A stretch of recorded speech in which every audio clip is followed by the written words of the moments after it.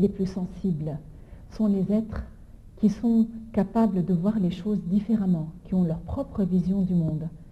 Par contre, ça ne les empêche pas du tout de mener des carrières difficiles, des carrières de manager, des carrières administratives difficiles, des carrières académiques, de fonder des familles et de faire face aux défis de la vie. La femme que j'aimerais vous présenter aujourd'hui est Dr Inès Abdeldayem, mais l'appellation qui la rend fière le plus, c'est la flûtiste Inès Abdeldayem.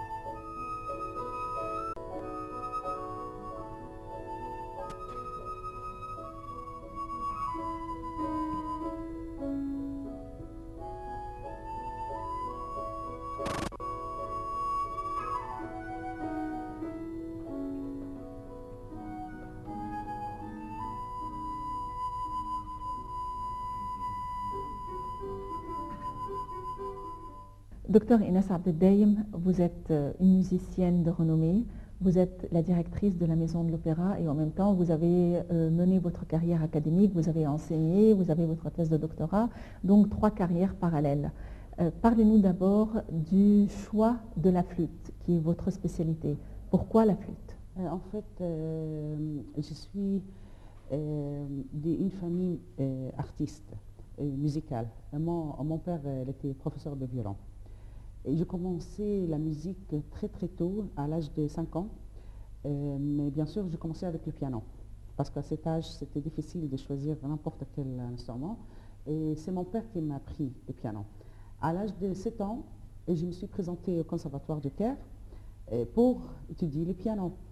Et à 7 ans, alors, c'était... le conservatoire commence à former des classes pour les instruments. Alors, ils m'ont conseillé de jouer la flûte. Comment voyez-vous la femme égyptienne, son statut, son activité sociale, sa vie? Avec tout ce qu'on a dans la vie, c'est vraiment difficile. Déjà, bon, on a des problèmes de notre vie personnelle, au travail, dans la rue maintenant.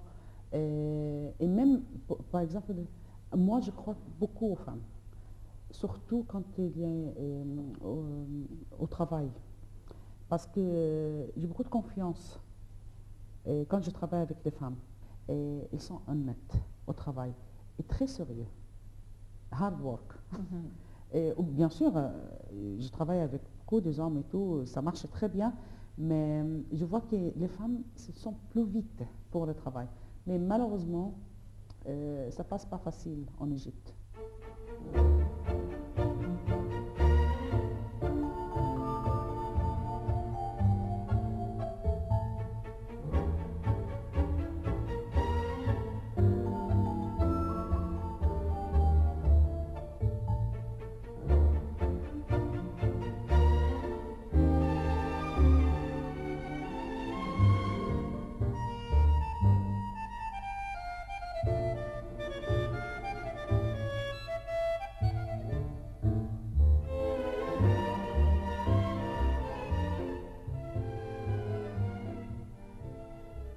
Ma présence en face de la statue du grand maître de la Renaissance égyptienne, Rifa'at Tahtawi, n'est pas par hasard.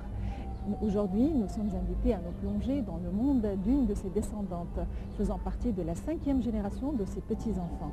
Une femme imbibée, comme je l'ai décrit, ou je le décrirai par la suite dans l'émission, de littérature, de poésie, de beauté, d'art et d'éloquence verbale. Il s'agit du docteur Noha Abouzdera.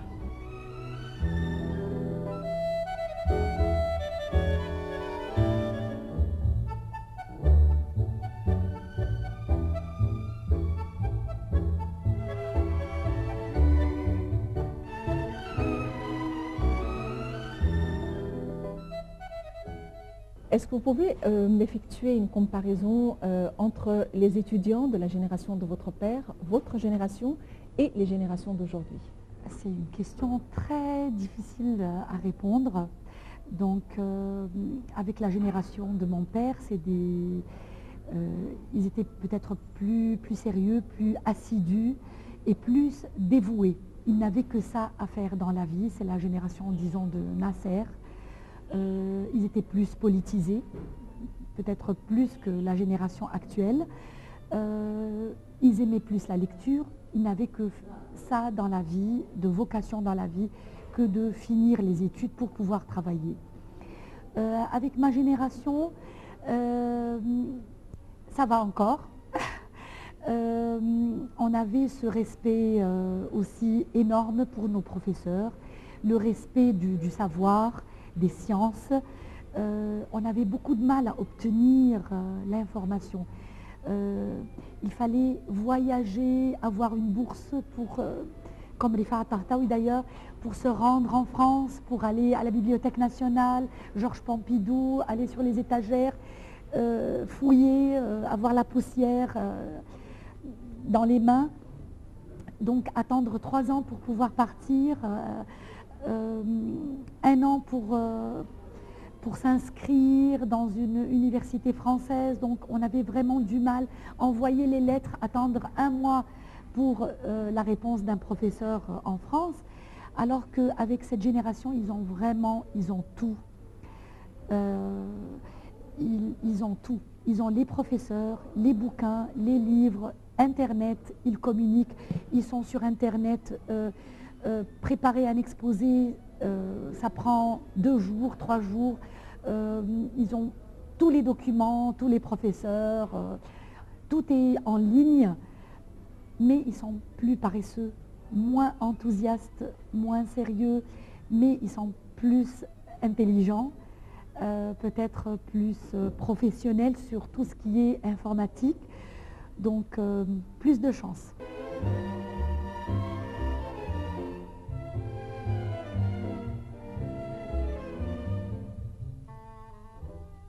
Aujourd'hui, il s'agit d'une grande histoire d'amour à vous raconter. L'amour qui est né entre la cavalière et son cheval. Seulement une passion, mais plutôt une vocation. Il s'agit d'un monde pas comme les autres.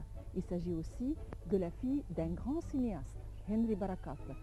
Le cinéma, la fascination, cette créativité, et c'est aussi une experte en tourisme. Aujourd'hui, notre invitée, c'est Randa Henry Barakat.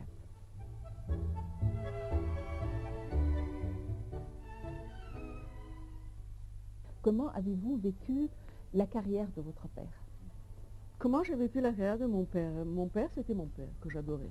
J'avais une adoration folle pour lui, parce que c'était une personne d'un calibre d'intelligence extraordinaire, d'une culture très vaste, d'une tolérance à nul point pareil.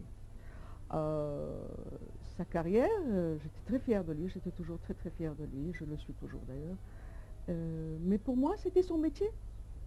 C'était un métier comme un autre. C'est-à-dire, c'est pas que je m'enorgueillais parce qu'il était dans le monde du cinéma avec Madame X ou Monsieur Z. Non, c'était son métier. Ça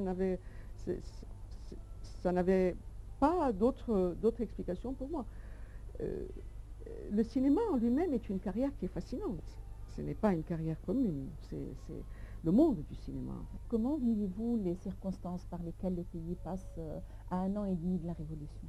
Avec beaucoup de peine. Je suis très inquiète pour le pays. J'étais très fière les 18 premiers jours. On jubilait tous. Mais la tournure, compris les événements, m'attriste et je suis inquiète. Je suis inquiète pour demain. Pourquoi? Qu'est-ce qui vous inquiète? La révolution a été faite pour accéder à la liberté et pour que nos institutions, un pays démocratique. Nous sommes très loin de la démocratie et nous allons vers un fascisme religieux qui va ramener le pays des années en arrière si la population ne prend pas position. Nous n'avons pas fini d'un dictateur pour tomber dans un autre. Comment voyez-vous la femme égyptienne à présent?